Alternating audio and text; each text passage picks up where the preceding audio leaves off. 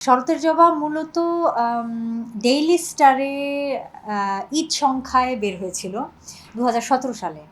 তখন আমি শরতের জবার খুব ফিডব্যাক পেয়েছিলাম আমার পাঠকদের কাছ থেকে যে এটার মধ্যে গল্পটার মধ্যে অনেক আকর্ষণ আছে, কৌতূহল আছে, জানতে ইচ্ছা করে যে পরের পৃষ্ঠায় কী বা শেষে কী হতে যাচ্ছে। তখন আমি কিছু আর আমি তো ছোটোবেলা থেকে লেখালেখির সঙ্গে কিন্তু যুক্ত। তো তখন আমি কিছুটা আসলে মানে আত্মবিশ্বাস পাচ্ছিলাম যে লেখালেখিটা আমি পাবলিকলি আনতে পারবো। আমার তো লেখা ছিলই কিছু, কিন্তু প্রকাশিত করতাম না। তো ডেইলি স্টারে শরতের জবা এসেছিল। তারপর আমি ২০২২ এবং ২৩-এ অমর একুশে বইমেলায় তাম্রলিপির ব্যানার থেকে অজাগতিক ছায়া আমার বইটা বের করি। ওর মধ্যেও অনেকগুলো গল্প কবিতার মধ্যে শরতের জবা ছিল। দুবার, কারণ হচ্ছে কোভিডে প্রথমবার বইমেলা ২২-এ খুব রেস্ট্রিক্টেড ছিল। তো পরে ওই অরিজিনাল এডিশনই রিপাবলিশড হয়। তো এই ৩ বার যে শরতের জবা মানুষের সামনে এলো, পাঠকের সামনে এলো, বা কিছু আমার যারা ভক্ত তারাও কিনে পড়েছে, বা আমি বইমেলায় ছিলাম, আমার সাথে দেখা করার জন্য অনেকে গেছে, তারা আমার অটোগ্রাফ সহ কিনেছে। অনেকেই কিনেছে শরতের জবা। সবাই আমাকে মানে যাদের অ্যাক্সেস ছিল আমাকে জানানোর, সবাই আমাকে জানিয়েছে ওই একই কথা, যে শরতের জবার মধ্যে একটা আকর্ষণ আছে, একটা সাসপেন্স আছে, একটা কৌতূহল আছে যে এরপর কী বা শেষে কী বা কেন এগুলো হচ্ছে। এই জন্যই মূলত এই গল্পটা আমার বেছে নেওয়া প্রযোজনা করার জন্য, কারণ প্রযোজনার বিষয়টা আমার মাথায় ছিল যে আমি হয়তো কিছু একটা করতে চাই। জনরা হিসেবে শরতের জবা আমাদের হলের জন্য একদম নতুন। আমরা ওটিটিতে এরকম কন্টেন্ট দেখছি বেশ কয়েক বছর ধরেই।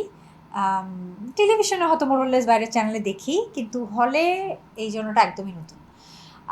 বা হয়তো খুব রেয়ার একটা হয়তো গেছে এরকম। তো সেক্ষেত্রে আমি বলবো যে এমন অনেক অডিয়েন্স আছে, যেমন আমার মতো বা আপনার মতো এমন অনেক অডিয়েন্স আছে, আমি জানি যে যারা এই ধরনের একটু সাইকোলজিক্যাল থ্রিলার পছন্দ করে এবং বড় স্ক্রিনে দেখতে চায়। তাদের জন্য তো আমি বলবো যে এটা খুব কন্টেম্পোরারি গল্প। তবে আমি মেকিংটা এমনভাবে করার চেষ্টা করেছি, খুব সহজভাবে।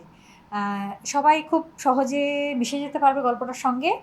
পরে হয়তো গিয়ে কিছুটা জার্কিং ফিল করবে।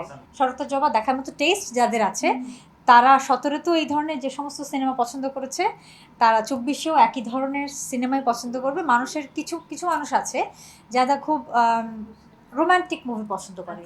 কিছু মানুষ আছেন যারা হরর খুব পছন্দ করেন।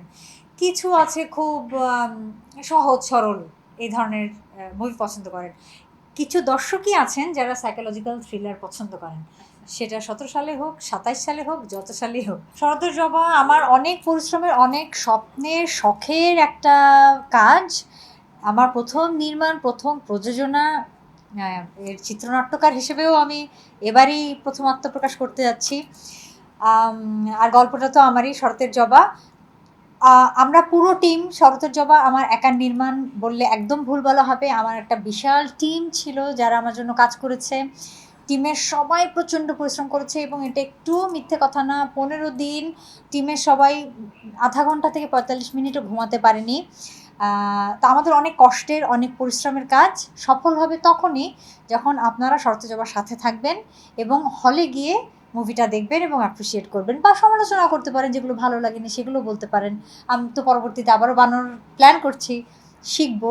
তো আপনারা আমার সঙ্গে থাকবেন, শরতের জবার সঙ্গে থাকবেন এবং আমার জন্য দোয়া করবেন, আমার টিমের জন্য দোয়া করবেন।